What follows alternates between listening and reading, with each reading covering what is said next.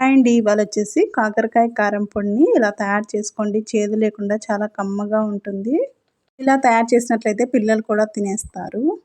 వేడి వేడి అన్నంలోకి కొంచెం కాకరకాయని వేసుకొని తిన్నట్లయితే టేస్ట్ అయితే చాలా బాగుంటుంది. ఎలా తయారు చేసుకోవాలో ప్రాసెస్ చూసేద్దాం. ముందుగా ప్యాన్ పెట్టుకొని అందులోకి 1 కప్పు దాకా పల్లీలు వేసుకోవాలి. ఈ పల్లీల్ని స్టవ్ని మీడియం ఫ్లేమ్లో ఉంచుకొని దోరగా వేయించుకోవాలి. ఇందులోని పచ్చివాసన అంతా పోయి మంచిగా వేగేంత వరకు వేయించుకోవాలి. ఈ పల్లీల్ని దోరగా వేయించుకున్న తర్వాత స్టవ్ ఆఫ్ చేసుకొని ఒక ప్లేట్లోకి తీసుకోవాలి. పూర్తిగా చల్లారేంత వరకు పక్కన ఉంచుకోవాలి. పల్లీల్ని అక్కడక్కడ పొట్టు లేకుండా తీసేసుకోవాలి. అలాగే ఒక 10 నుంచి 12 దాకా వెల్లుల్లిపాయలు, ఒక 2 టేబుల్ స్పూన్ల దాకా జీలకర్ర, ఒక 1 టేబుల్ స్పూన్ దాకా కారం తీసుకోవాలి. ఇప్పుడు ఒక మిక్సీ జార్ తీసుకొని అందులోకి ముందుగా వేయించిన పల్లీలు వేసుకొని మెత్తగా పొడి చేసుకోవాలి. అలాగే అందులోకి ఒక 1 టేబుల్ స్పూన్ దాకా కారం, 10 నుంచి 12 దాకా పొట్టు తీయని వెల్లుల్లిపాయలు వేసుకోవాలి. అలాగే 2 టేబుల్ స్పూన్ల దాకా జీలకర్రని వేసుకొని మరొకసారి మెత్తగా మిక్సీ పట్టుకోవాలి.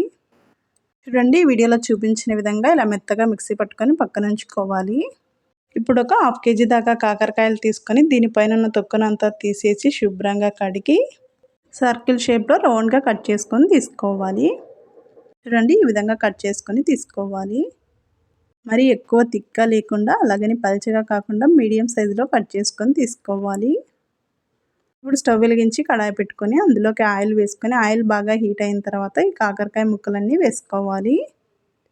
స్టవ్ని మీడియం టు హై ఫ్లేమ్లోకి మార్చుకుంటూ మంచి కలర్ వచ్చేంత వరకు ఫ్రై చేసుకొని తీసుకోవాలి.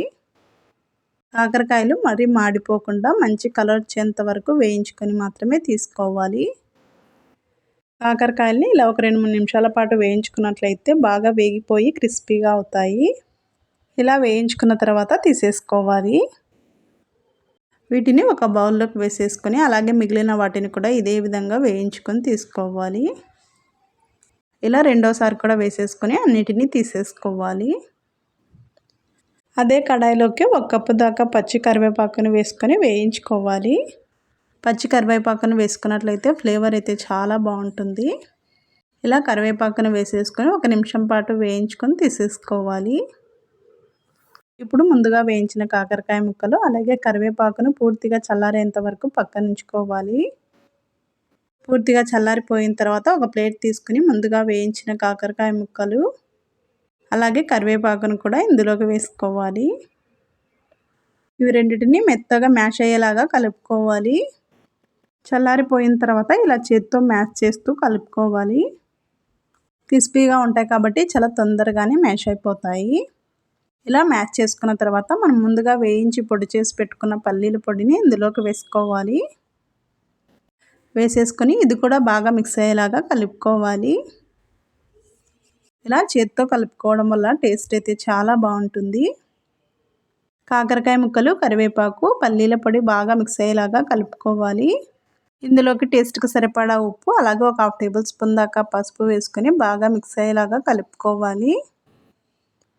ఇలా 1 నిమిషం పాటు అన్నీ బాగా మిక్స్ అయ్యేలా కలుపుకున్నట్లయితే కాకరకాయ కారం పొడి రెడీ అయిపోయినట్లే. ఎంతో టేస్టీగా ఉండే కాకరకాయ కారం పొడి రెడీ అయిపోయింది. ఇలా తయారు చేసుకున్నట్లయితే అన్నంలో కానీ చపాతీలో కానీ చాలా బాగుంటుంది. కాకరకాయ కారం పొడిని తడి లేకుండా తయారు చేసుకున్నట్లయితే 1 వీక్ దాకా కూడా నిల్వ ఉంచుకోవచ్చు.